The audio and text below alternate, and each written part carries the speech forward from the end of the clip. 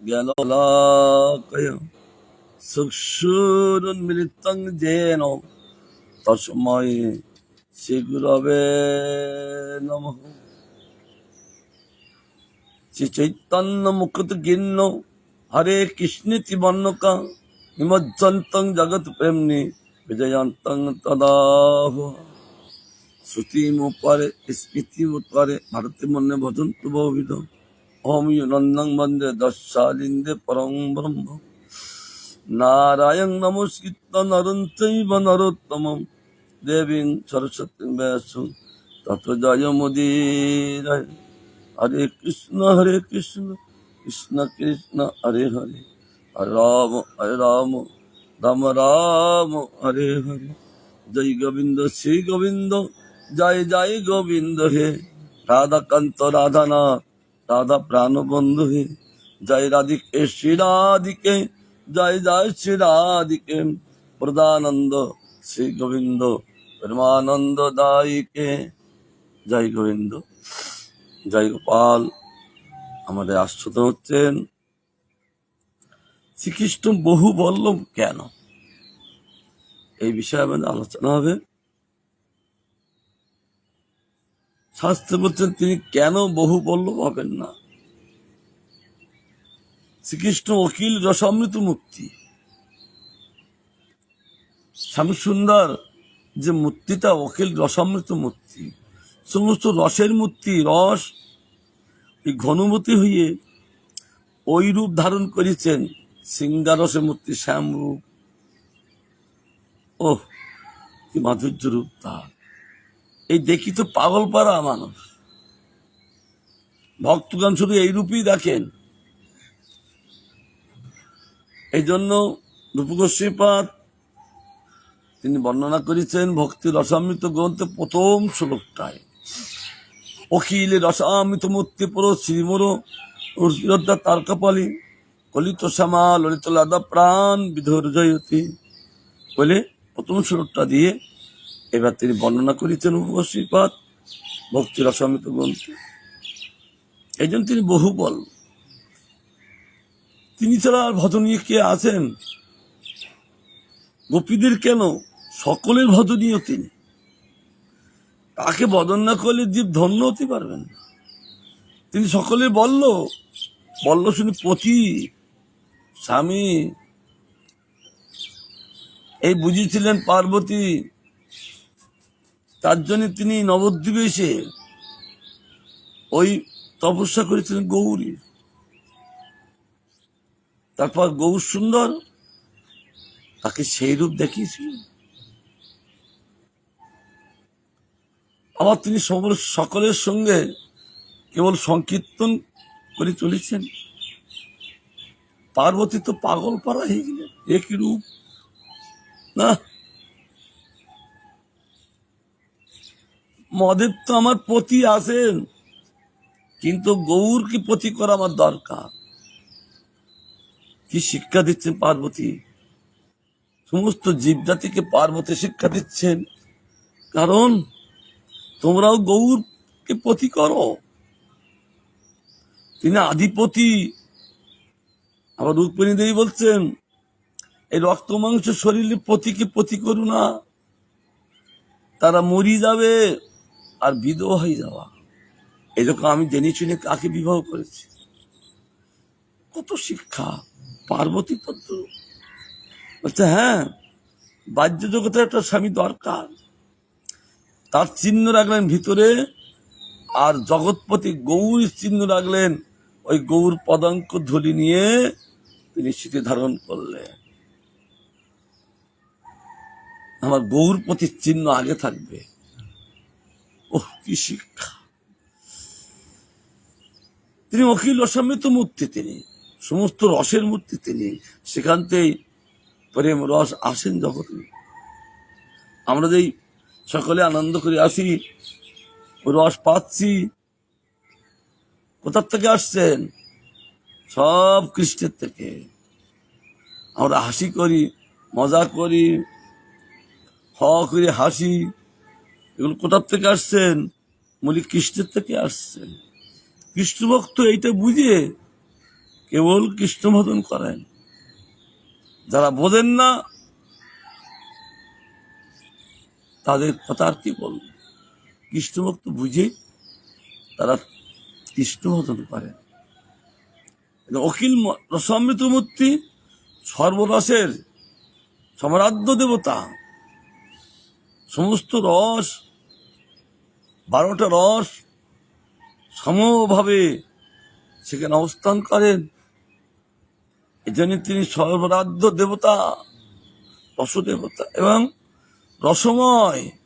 কত ব্যাখ্যা বলি। আর সকলে প্রিয়তম, প্রিয়, প্রিয়তর, আর কি প্রিয়তম। প্রিয়তম শব্দের অর্থ হলো তিনি সকলের, তিনি সব জীব তাকে প্রিয়তম করে নিয়েছেন। প্রিয়তমের অর্থটা কি? প্রিয় 14 দিনের চাঁদ যেমন, প্রিয়তর 15 দিনের চাঁদ যেমন, প্রিয়তম সম্পূর্ণ রসের আধার তিনি। অর্থাৎ পূর্ণমাসিতে যেমন চন্দ্র পূর্ণতা প্রকাশ হয়, সেখানে সব বস্তু প্রকাশ হলেন ষোলকলা পূর্ণ ভগবান। এই জন্য তিনি সকলেরই প্রিয়তম। কে না তাকে ভালোবাসেন? কেবল যশোদা তাকে ভালোবাসেন না, সমস্ত ব্রজবাসীগণ সমূহারে তাকে বেশি ভালোবাসেন। আর কৃষ্ণ সকলের কাছে তিনি বাৎসল্য আস্বাদন করেন। আবার কৃষ্ণকে সকলেকে প্রতি বালক করেছেন, পুত্র করেছেন। এদের এই সম্বন্ধ সঠিক, সকলে প্রিয়তম বিচারে তিনি বহু বলল। এই জন্য তিনি বহু বলল। তার স্ত্রী লাম্পট্য পরম ধর্মময়।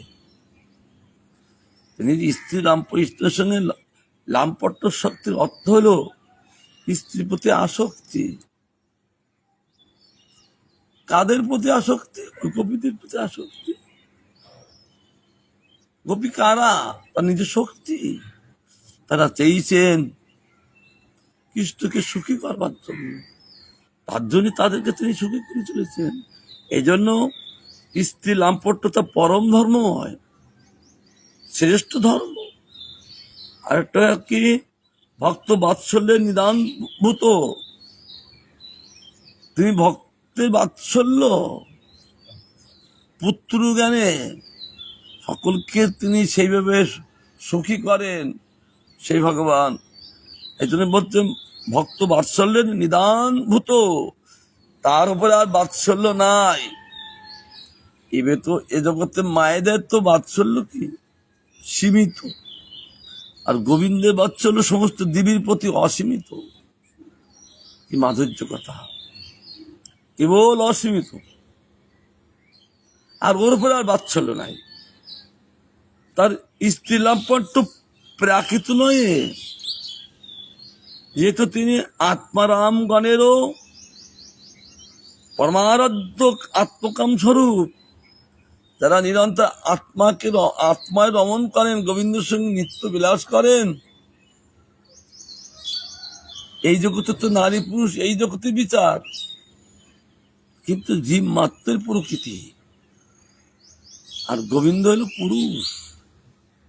আমরা দেখে বুঝে আছি নারী পুরুষ, এ তো মায়িক পরিচয়।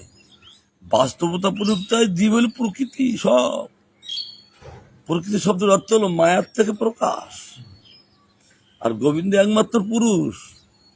এই জন্যে সুখদেব গোস্বামীকে জিজ্ঞাসা করছেন পরীক্ষিত মহারাজ, সবাই পংশ পরধর্ম, গোবিন্দ গোবিন্দ সবই পুংসম পরধর্ম, যত ভক্তি অদক্ষতে পার্থক্য প্রতিহতা জয়াত্মাস প্রসিদ্ধতে, পার্থক্য প্রতিহতা জয়াত্মাস প্রসিদ্ধতে। পুরুষের কর্তব্যকে তিনি জিজ্ঞাসা করতে, পুরুষের কর্তব্য কি? তা পরীক্ষিত মহারাজ জানেন না যে পুরুষের কর্তব্য কি? তিনি কলিযুগে চতুষ্পদ ধর্মকে তিনি স্থাপন করেছেন। ভাগবতে যত রাজা ছিলেন আজ কেউ এরম পারেননি পরীক্ষিতের মতো ধর্ম কি সত্য দেয়া, তপশৌচ, ধর্মের 4টি পদ এই কলিযুগে তিনি স্থাপিত করেছিলেন।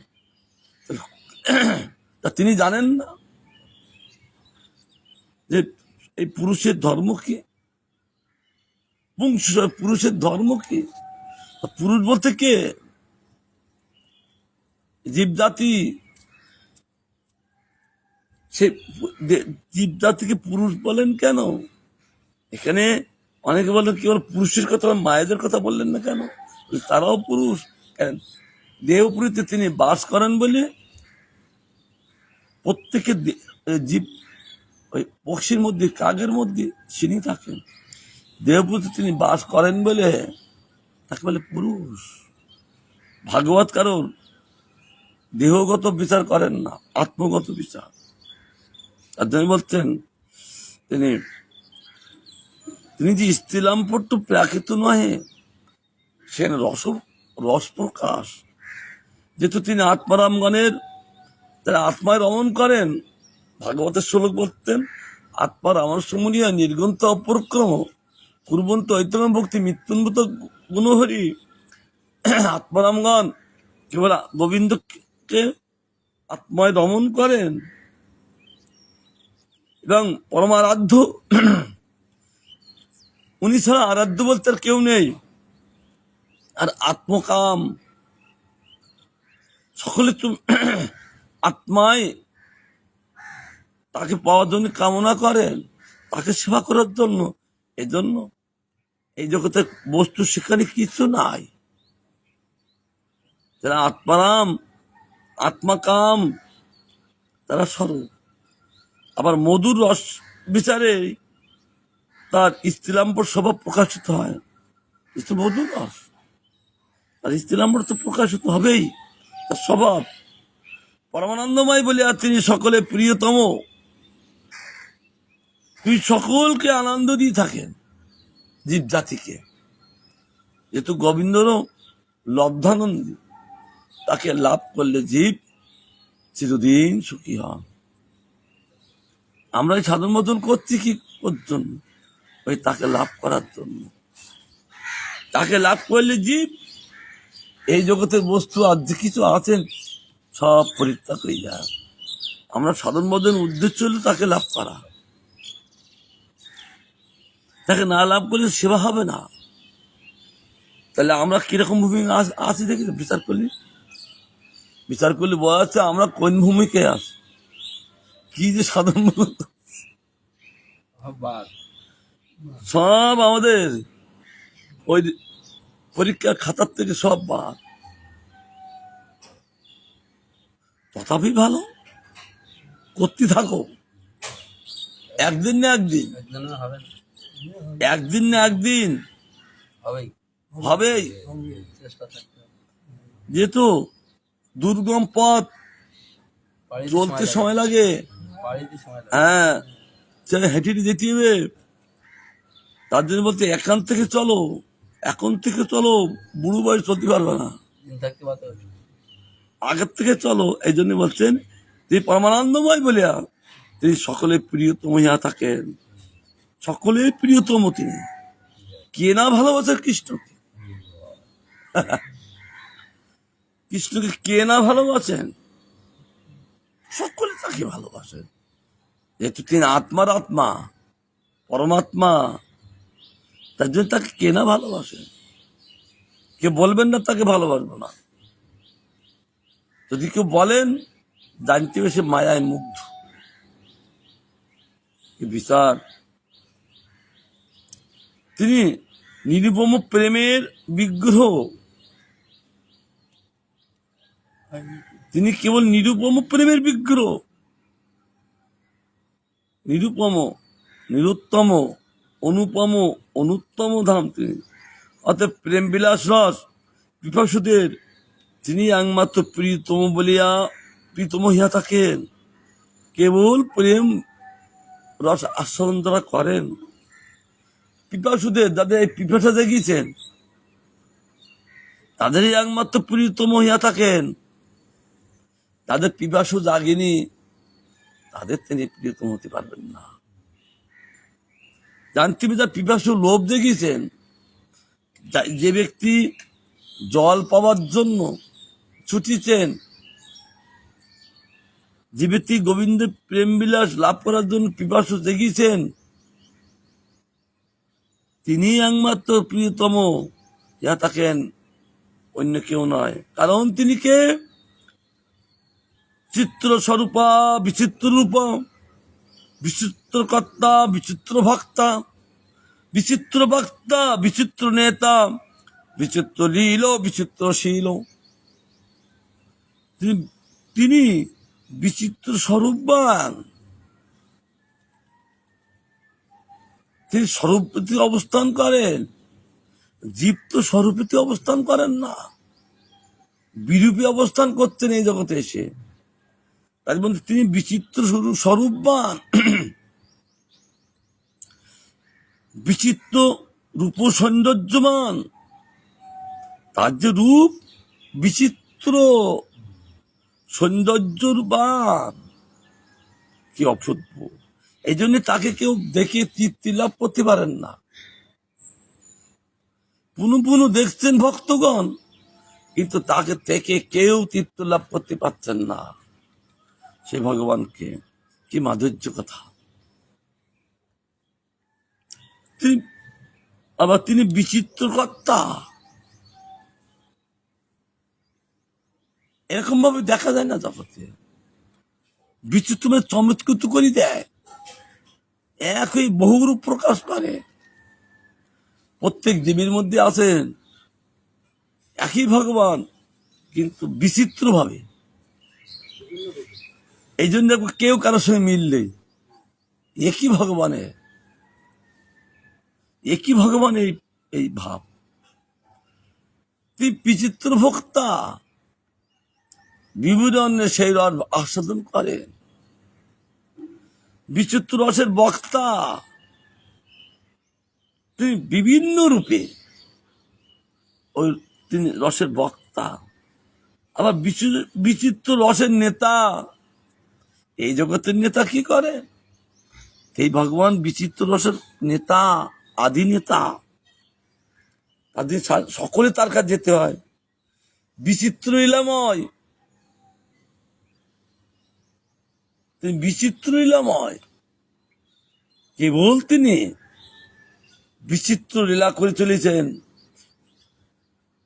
এত লীলা করেছেন যেহেতু তিনি লীলা সৃষ্টিকর্তা,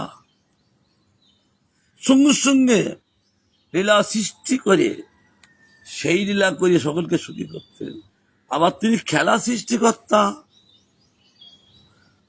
খেলা সৃষ্টি করে আবার তিনি খেলা শেখাচ্ছেন। তাহলে কোন সখাগণ যে তার সঙ্গ ছেড়িয়ে চলে যাবে ঘরে? ক্ষুধা তাদেরকে উদ্বেগ দেয় না। একই ভগবান। আবার তিনি বিচিত্র শীলবান, শীল গুণে তিনি অবস্থান করেন। তিনি গুণে অবস্থান করেন আর জীবকে গুণান্বিত করেন। কি মাধুর্য কথা! আর কি বলছেন? রসস্বরূপা রসরাজ রূপা, রসৈক ভক্তা রসদাত্রী বজ্র, রসাবিরাম রসগুণ ধাম, রসৈক নেতা রসকেলি শীল। তিনি রসস্বরূপী, তার যে রূপটা রসস্বরূপী। রস তাকে রূপ দিয়েছেন।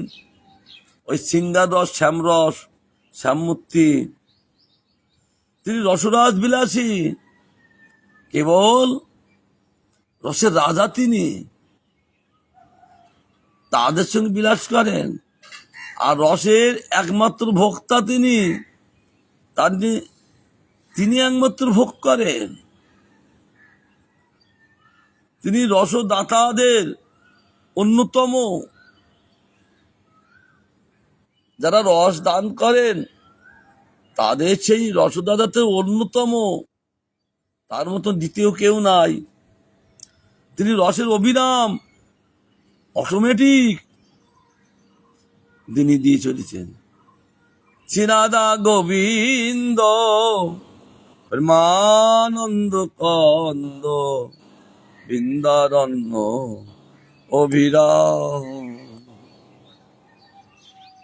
তিনি সবসময় তিনি রসে অবিরাম, অটোমেটিক সবসময় যে তিনি ডিস্ট্রিবিউট করছেন, আবার আনন্দ ডিস্ট্রিবিউট করছেন। কোথায়? অনন্ত কোটি জীবের কাছে। তাই জীব আনন্দ নিয়ে বেশি থাকেন। ওই আনন্দ ঘরের আনন্দ নয়, দেখবে পয়সা পেলে আনন্দ, স্ত্রী পেলে আনন্দ, ধন পেলে আনন্দ। ওই আনন্দটা কোথার থেকে আসছে? সব গোবিন্দের থাকে। এইগুলো যারা বুঝতে পারেন, কিন্তু জীব বুঝতে পারেন না। বুঝতে পারবেন কি করিয়ে? সেও গোবিন্দের ইচ্ছায়। আমি যে বুঝিয়ে নেব, সে মতো বুঝিয়ে যাবে। তাকে কে বুঝতে পারেন? কে জানতে পারেন? কে তারে জানিতে পারে? যদি না জানাই, তিনি যে না জানে তাকে কে জানতে পারবেন? যেহেতু রসপুরুষোত্তম, তিনি পরম সুন্দর, তার মতন কেউ সুন্দর একটা জগতে নেই। দক্ষিণ ভারতে ধনুর্দাস বলে এক ভক্ত ছিলেন, সে সৌন্দর্য প্রিয়। তিনি বিবাহ করেছেন, স্ত্রী এত সৌন্দর্য, তা প্রতিদিন রঙ্গনাথে দর্শন করতে যেতেন তার স্ত্রীর মাথায় ছাতা ধরি, ছাতা ধরি। কারণ রোদ্দুরে যাবেন, তাতে স্ত্রীর সৌন্দর্য নষ্ট হবে। তাদের মাথায় ছাতা ধরে যাচ্ছেন, সৌন্দর্য নষ্ট হবে না।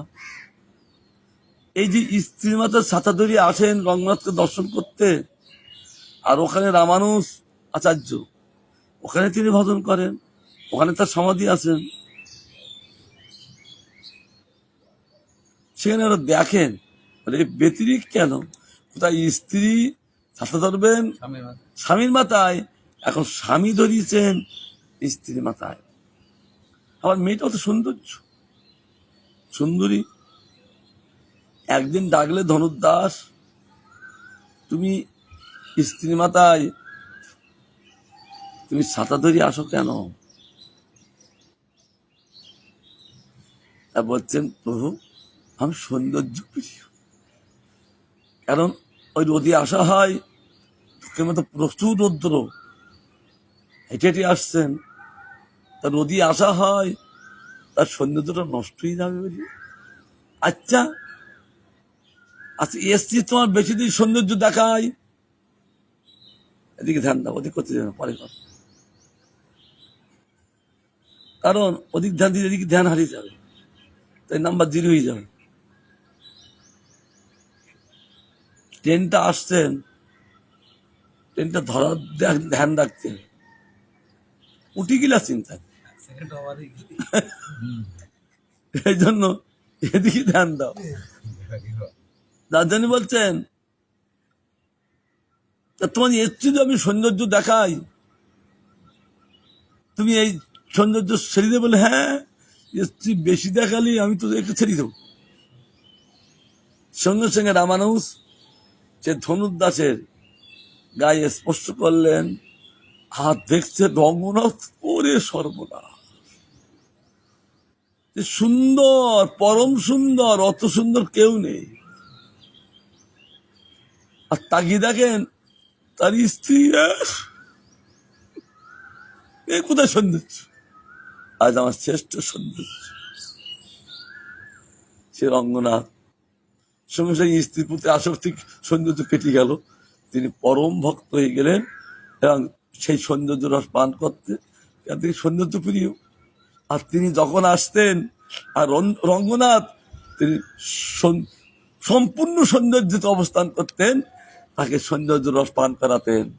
ও এই যে পরম সুন্দর তিনি, রসগুণের ধাম, সে রসগুণের ধাম তিনি, সেই ধাম থেকে রস আসেন। আবার রসের নেতা, নেতা বোঝো তো, রসের কর্তৃত্ব তিনি করেন, কার কি রস দেওয়া যাবে, কাল শক্র রস দেওয়া যাবে, কাল বাচ্চল রস দেওয়া যাবে, কার মধুর রস দেওয়া যাবে, কার দাস্য রস দেওয়া যাবে, কার বীর রস দেওয়া যাবে, কার শান্ত রস দেওয়া যাবে। যেহেতু নেতা, নেতারা বলতো নেতা কাকে বলে, এই জায়গায় নেতা আছেন না, তিনি সবাইকে পরিচালনা করেন। প্রধান আলাদা, প্রধান তিনি উপরে পোস্টে, আর নিম্ন ক্লাসে যারা থাকেন, আর ইনি অপর পোস্টে বলা যাবে, কিন্তু ভগবান তিনি আদি নেতা, তিনি সব পরিচালনা করেন। রসকেলি স্বভাবই, ও রসে কেলি করেন, কেলি শব্দ লীলা, ওই রস যার আছেন সে লীলা ছাড়া কিছু করেন না, আর ভক্তগণ সে লীলা ছাড়া আর কিছু দেখেন না। কেলি স্বভাবই অপূর্ব করে ব্যাখ্যা করতে শ্লোকে। আর তিনি অতর্ক সমস্ত শক্তিমান, কখনো তর্ক করেন না।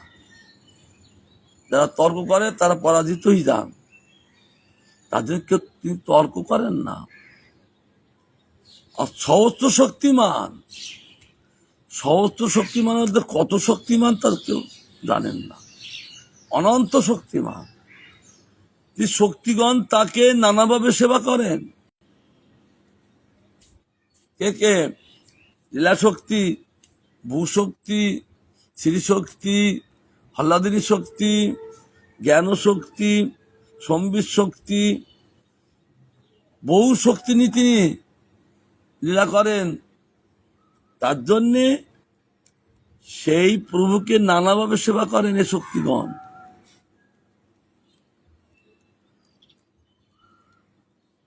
সেই শক্তিগণ সমাত্তারতি রূপে সেবা পড়ায় না,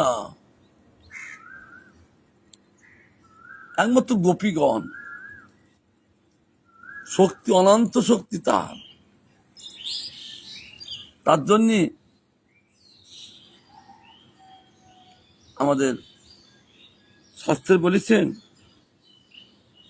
সাধারণ রতি, সমঞ্জসারতি, সমত্তারতি।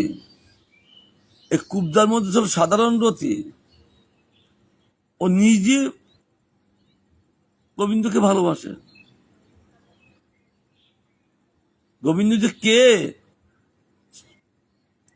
তিনি গোবিন্দকে পেয়ে সুখী হবেন, কিন্তু গোবিন্দকে সুখী করার না, গোবিন্দ নিজে সুখী হওয়ার জন্য।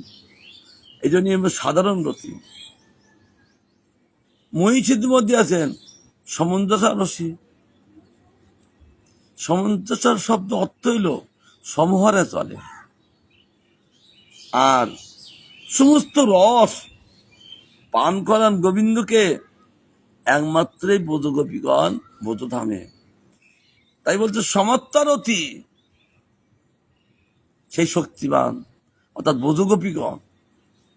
তিনি যখন যে রস ইচ্ছা করেন পান করার সঙ্গে সঙ্গে সেই গোপী তিনি। আর একটা একটা গোপীর একটা একটা রসের মূর্তি। এই পুরুষ সব রাধা, সব রসের মূর্তি সেখানে। তার জন্য বলছেন রূপী সেবা পরায়ণ, সেই গোবিন্দ সেবা করে থাকেন। ওই শক্তি আর অন্য কাউকে সেবা করেন না। কৃষ্ণ ব্রজে সমত্তারতি বিলাস করেন, একমাত্র তিনি ব্রজে সমত্তারতি বিলাস করেন। এই সমত্তারতি বিলাস অন্য জায়গায় করেন নাই। দ্বারকায় সমঞ্জসারতির বিলাস করেন, মথুরায় সাধারণ রতির বিলাস করেন। এই ব্যাখ্যা দিয়েছেন। তার শক্তি বাৎসল্য রতি বিলাসে পিতামাতাদি রূপে সেবা করেন। তার আবার শক্তি বাৎসল্য পিতামাতা রূপে সেবা করেন, তার শক্তি। আবার কখনো শক্তি সক্ষভাবে সেটা বিলাস করেন, কখনো শক্তি দাস্যভাবে সেবা করেন। কত বিচার দিচ্ছেন, অপূর্ব বিচার। যেহেতু তিনি বিচিত্র বক্তা,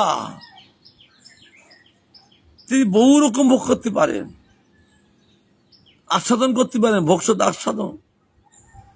তজ্জন্যই বাৎসল্যগণ কেউ মাধুর্য ভাবময়, কেউ মধুর মাধুর্য ভাবময়, কেউ আবার তারই শক্তি শক্রতি বিলাসে পঞ্চপ্রকার সকারূপে সেবাপরায়ণ। তারই শক্তি শক্রতি বিলাসে, সবই শক্তি। ভগবান কি? ভগবান শক্তি, জীব শক্তিমান না? ভগবান শক্তি, ভগবান শক্তিমান, জীব সেই শক্তিতে লাভ করেন। শক্তিটা কোথা থেকে আসছেন? সেই গোবিন্দের থেকে আসছে।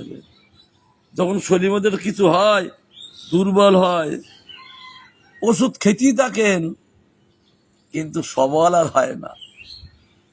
ওই শক্তি তো গোবিন্দ দেবেন। গোবিন্দের শক্তিতে শক্তিমান, শক্তিমানদের সঙ্গে লীলা করেন গোবিন্দ। তাদের বলছেন পঞ্চপ্রকার সকারূপে তিনি সেবা পরায়ণ। সেই শক্তি দাস্যরূপে কাজ করেন। কত বিচার দিচ্ছে দেখিস, মাধুর্য বিচার। তন্ময় বধুস্থিত সখাগণ মাধুর্য ভাবময়। এই বোঝে যত সখা আছেন তারা মাধুর্য ভাবময়। ওই সখ্য মাধুর্য কেবল কৃষ্ণকে সুখী করে থাকেন। আর পুরস্কৃত সখাগণ মাধুর্য ঐশ্বর্য ভাবময়। পুরস্কৃত মানে কি? মথুরায় সেখানে সখা আছেন, কেমন মাধুর্য এবং ঐশ্বর্য ভাবময়। কখনো কখনো মাধুর্যের ভাবে সেবা করেন, কখনো কখনো ঐশ্বর্য ভাবে সেবা করেন। এই জন্য পুরস্কৃত মানে মথুরা, তারা একমাত্র মাধুর্য ঐশ্বর্য ভাবময়। ভালো করে জানতে বেশি, মানে ভজন করতে গেলে, যদি ভজন না করতে চাও তাহলে জানতে হবে না। এগুলো ভালো করে জানতে হবে এই ভজন, তার যদি মাধুর্য ভাবময়। আর কি? কৃষ্ণের সমঞ্জসারথী মহিষীর মধ্যে গর্ব হইতে আবির্ভূত হন, যে আমি কৃষ্ণের মহিষী, এটা গর্ব থেকে সমঞ্জসারথী আবির্ভূত হন থাকেন। যাই আমাদের মতো এত সৌভাগ্য কেউ লাভ করতে পারেননি, আমরা কৃষ্ণের মহিষী হয়েছি। বলতে এই গর্ব হইতে আবির্ভূত হন। তারাই শক্তি বীররতি বিলাসে শত্রুরূপে হইল বস্তু ভগবানের তাদের অন্তর্যামী। আবার তারই শক্তি বিলাসে শত্রুরূপে তিনি বীররস আস্বাদন করবেন। তার জন্য শত্রুরূপে শক্তিকে আলাদা করলেন। সবই ভগবানের শক্তি। না ওষুধের অত শক্তি কোথা থেকে আসে? তারা মায়াবী হন কেন? কত বহুরূপী হন কেন? সব ভগবান থেকে যাচ্ছে। তাহলে বোঝা যাচ্ছে মূলই ভগবান, মূলই আর কেউ নেই। তার জন্য বলতেন তিনি, কোথায় গেল?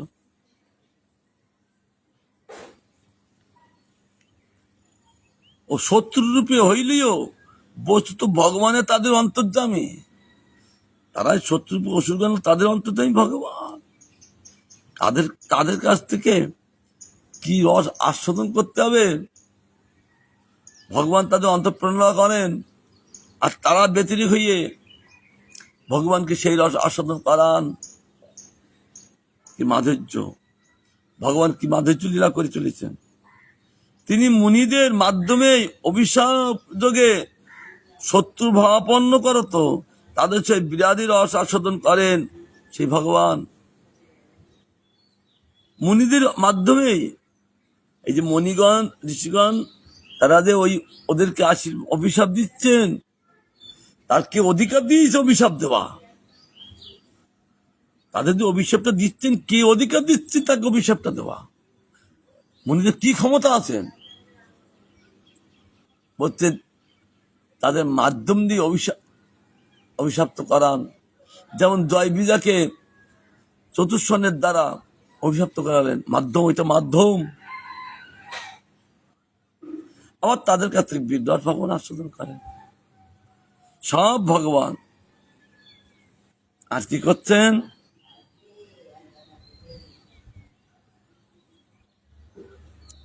তাদের সহিত বীর রসাদি আস্বাদন করেন। শত্রুগণ ব্যতিরিকে ক্রমে কৃষ্ণের লীলাকে পুষ্ট করেন। দেখি তো, এই যে শত্রুগণ ব্যতিরিক ভাবে কৃষ্ণের লীলাকে পুষ্ট করেন। পুষ্ট বোঝো তো, আমটা পুষ্ট হয়ে গেছেন, পুষ্ট করেন, পুষ্ট নালি পাকে পরিপক্ক। হ্যাঁ, আর ভক্তগণ পক্ষ করে। কি মাধুর্য কথা গো! ওই অসুরগণ শত্রুরূপে ভগবানের লীলাকে পুষ্ট করেন, আর ভক্তগণ ওই লীলাকে তিনি পক্ষ করেন। কি মাধুর্য লীলা! এগুলো বুঝতে পারলে না, মানে কেমন আনন্দ। তখন গা পাতা থাকবেন না, হাঁটু ব্যথা থাকবেন না, কোনো বেদি থাকবেন না। এই রসে বেদি নষ্ট হয়ে যান, তো ওই রস পাচ্ছে না বেরিয়ে এত বেদি আসছে, ওই রসটা পাচ্ছি না, তো কবে যে পাবো তার জন্য বসে থাকতে হবে ওই পাওয়ার জন্য। কারণ দেবেন কে? একমাত্র তিনি তো দেবেন। তিনি না দাঁড়িয়ে পাবো কি করিয়ে? ওই তিনি দিচ্ছেন না বলে আমরা অধৈর্য হয়ে যাচ্ছি, আর অধৈর্য হলে তো মোটে পাবে না। কারণ 200 লোকের লাইন, টিকিট কাটতেছি, কাটবো না, যাবো না বললি টিকিট পাবে না, ওই লাইনে থাকতে হবে। তদ্রূপ সেই বস্তু পাওয়ার জন্য ওই লাইনে থাকতে হবে। কি লাইন? সাধুর লাইন। সাধুর লাইন নিতে, কাদের লাইনে? গুরুবর্গদের পিছনে লাইন নিতে, আমাদের গুরুবর্গদের পিছনে লাইন দিতে, গুরুদেবের পিছনে লাইন দিতে। তবে লাইন ছোট হয়ে গেলে অনেক সময় দেখেছি, আমি দেখেছি, আজ তুমি অনেক ঝরছিলি না, আর হবে না বলে, আর একদম বলি না ও লাইনে ছিল, তাই তাকে আবার ঢুকে নিল। লাইন চুটু হয়ে গেলে বেকার হয়ে গেল। তার জন্য ওই সাধন লাইনে থাকতে হবে ওই বস্তু পাওয়ার জন্য, তবে সেই বস্তু পাবেন। বলছেন তিনি মধ্যমে আছে আস্বাদন, আর শত্রুগণ ব্যতিরিকে ক্রমে কৃষ্ণের লীলাকে পুষ্ট করেন। এটা একটা বস্তু পাওয়া গেল ভালো, আর ভক্তগান লীলা ক্রমে সেই লীলা পক্ষ করে, তবে তো পাই আমরা নাকি? আর ঢপ করে পড়লাম, টপ করে খাচ্ছি, তা পক্ষটা কি করেন?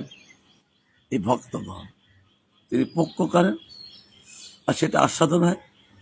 কাকে পক্ষ করেন? গোবিন্দকে পক্ষ করেছেন। আর গোবিন্দ তখন রস পট্টি থাকেন, কেন তোদের আটি নেই, খোসা নেই।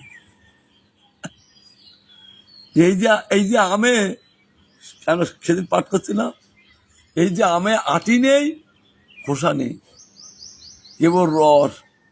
তাই ভক্তগণ কেবল গোবিন্দ রস পান করতে থাকে। কি মাধুর্য লীলা! খুব আজকে আনন্দ হচ্ছে বল। আবার তিনি কখনো যুদ্ধ আস্বাদন করেন, কখনো কখনো সেটা সখীদের সঙ্গে করেন, আবার সখাদের সঙ্গে করেন, আবার ব্যতিরিক ওষুধদের সঙ্গে সেও এক একজনের সঙ্গে এক এক রকম আস্বাদন, তাই তো? এক একজনের রান্না দেওয়ান এক এক রকম আস্বাদন, তাকে এক এক ভক্তের কাছ থেকে এক এক রকম আস্বাদন, কেবল তাকে আস্বাদন করান। তাই বলছেন শত্রুদের অভিশাপের কারণ বাহ্যত মনীষীগণ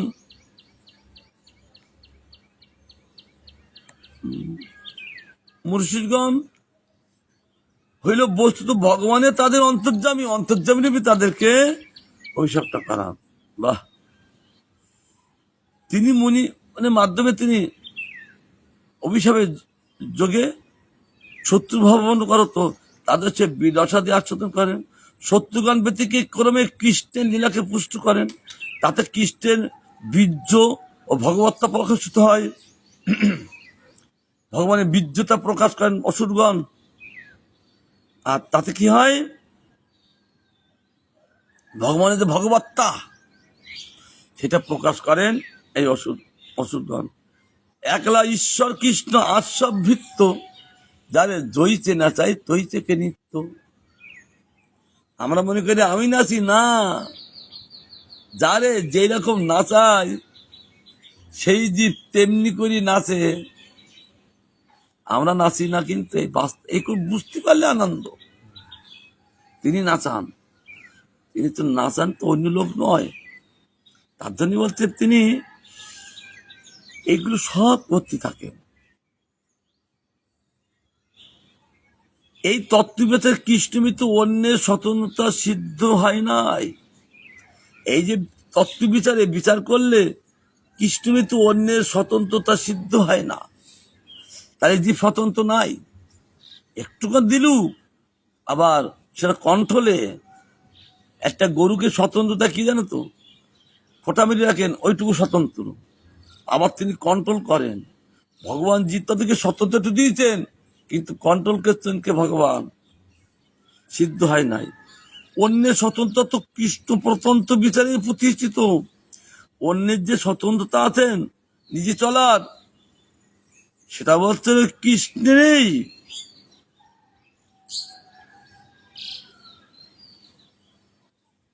কৃষ্ণতে প্রতিষ্ঠিত হয়। তিনি বিচিত্র কর্তা বলে, আর তার কৃতিত্ব বৈচিত্র্য এক হয়ে বহু প্রকাশ হন। যেহেতু তিনি বৈচিত্র্য বিচিত্র অবাক করে দেয় মানুষকে। Main magician. এই জগতের লোক ম্যাজিক দেখায়, ম্যাজিকটা আসছেন কোথার থেকে? মুনি ভগবান থেকে। এই ম্যাজিকশিয়ান যারা ম্যাজিক খেলা করায়, কোথার থেকে শিখিয়েছেন তারা? কে বা শিখালো তাকে? গোবিন্দ নিজেই শিখিয়ে এই জগতে প্রেরণ করলেন।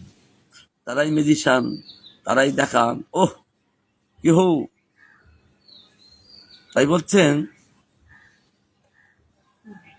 সেই বৈচিত্র্য রস চমৎকারিতা কেউ চমৎকার করে দেন। বিদ্যুতের মতো চমৎকার করে দেন। বিদ্যুৎ যেমন আকাশে চমকায়, কেবল চমৎকার করে দেন। এই রস আবার চমৎকার হয়ে যান। তারা সিদ্ধ, সমৃদ্ধ, অপ্রসিদ্ধ। সিদ্ধ ইদার সমৃদ্ধ সম্পদ, আর প্রকৃত রূপে প্রসিদ্ধ লাভ করেন। তিনি রসিকেশ্বর রস, তিনি রসিকেশ্বর। রসিকের মধ্যে ঈশ্বর তিনি কে? ভগবান। যত রসিক আছেন, রসিকের ঈশ্বর তিনি, তাদের রসিকেশ্বর। বিলাসে রসের বৈচিত্র্য সম্পাদন আস্বাদনের জন্য বিচিত্রপূর্ণ রসাস্বাদন। আবার বিচিত্র করেন, আবার বৈচিত্র্য প্রকাশ করেন। তার জন্যে তিনি বলছেন উপযোগী শক্তিতে প্রকাশ করেন, তখনই শক্তিতে প্রকাশ করেন। অর্থাৎ রাধা আদি গোপীগণকে, মূল শক্তিকে শ্রীমতী রাধারানী, আর তাতে এই সমস্ত শক্তি তত্ত্ব প্রকাশ। আর মূল শক্তি আরেকজন আছেন বলরাম, তার থেকে শক্তি প্রকাশ। এই অনন্ত কোটি ব্রহ্মাণ্ড, অনন্ত কোটি জীব সেই বলরাম থেকে। আর রাধার থেকে এই মহিষীগণ, গোপীগণ, লক্ষ্মীগণ, এই জগতের নারীগণ তারই শক্তি।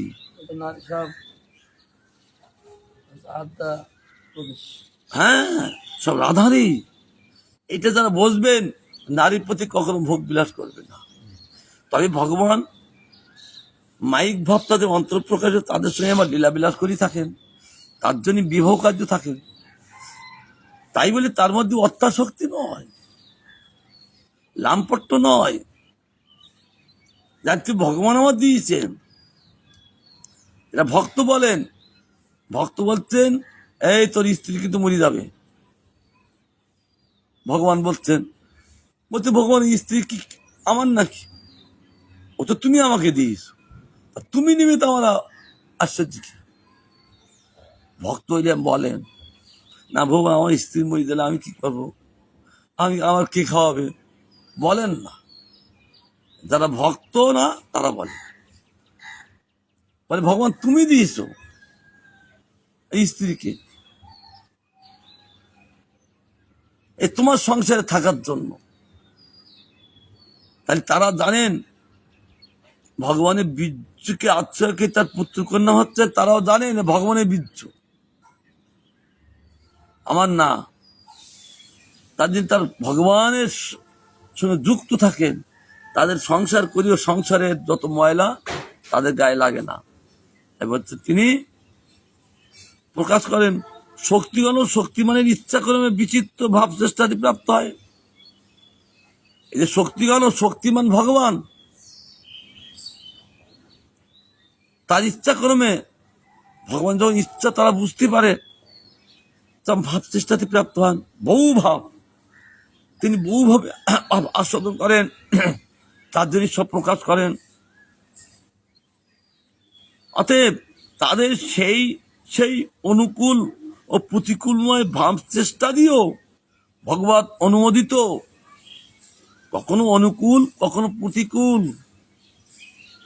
ব্যতিরেক করান, সব ভগবানের অনুমোদিত, ভগবানের ইচ্ছায় বিষয় জানিতে হইবে। তিনি সকল প্রকার রসের আশ্রয় বিষয়। তিনি কখনো আশ্রয় হয়, কখনো বিষয় হয়। আশ্রয় রূপে তিনি প্রকাশিত হন। আশ্রয় জাতিকে ভক্ত, ভক্ত বাৎসল্য প্রকাশ করেন ভগবান। আবার তিনি বিষয় হন, সেখান থেকে সমস্ত আশ্রয় তারা নেন। যেমন সমুদ্রের জল নদীতে, নদীর জল সমুদ্রে, ওই নদীর জল সমুদ্রে তারা আশ্রয় হন। আশ্রয় নেবেন কোথায়? ওই সমুদ্রে দিয়ে।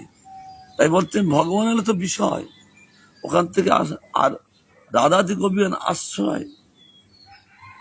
অর্থাৎ তিনি কখনো আশ্রয় ভাবে কখনো বিষয় ভাবে রস আস্বাদন করেন ভগবান।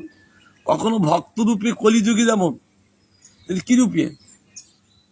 ভক্ত রূপে, ভক্ত রূপ গৌরচন্দ্র ব্রজেন্দ্র শ্যাম, তিনি কলিযুগে ভক্ত রূপে ওই আশ্রয় ভাবে তিনি আশ্রয় ভাবে থেকে বিষয়টা আস্বাদন করেন কৃষ্ণের।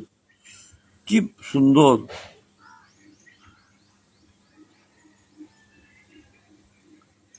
রসবিলাসের জন্য তার বিচার বাস্তবিকই পরম চমৎকার প্রদ। কেবল চমৎকার তো উপসংহারে বলা যায় যে কৃষ্ণের ইচ্ছাক্রমে সকল প্রকার লীলা বিলাস বৈচিত্র্য সংগঠিত হয়।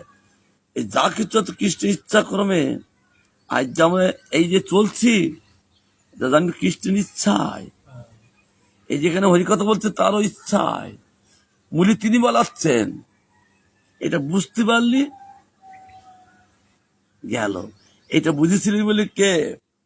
এটা বুঝেছিলেন গুরু মহারাজ। তাদের বলে তুমি প্রতিদিন যেখানে যাবা এই বস্তু গোবিন্দের সুখের জন্য অপেক্ষা নয়। এখানে কেউ আছে না, আমরা আছি, কিন্তু অপেক্ষা করছি না কেন? এটা গোবিন্দের সুখের জন্য। এটা বুঝেছিলেন আমার গুরু মহারাজ। তার জন্য যেখানে যাও পাঠ কীর্তন করবে, সকালে শোনাবে,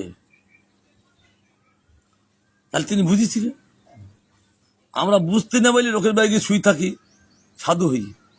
আমি দেখেছি এই 8টার সময় ঘটে সাধু, অথচ বড় ভাগবত পাঠক। আমি একদম ডাইরেক্ট বলেছিলাম, তুমি যে ভাগবত পাঠ করি লোকের শিক্ষা দিচ্ছ, তুমি কটায় উঠছো? আগে আচার্য ধর্ম অপরকে শেখাও, উপদেশ দাও। উপদেশ দিতে গেলে নিজের আগে কি করতে হয়, সেগুলো পালন করতে হয়।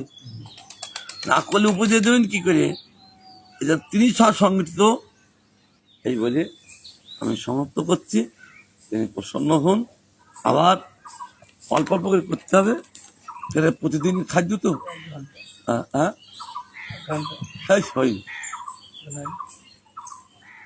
জয় গোবিন্দ।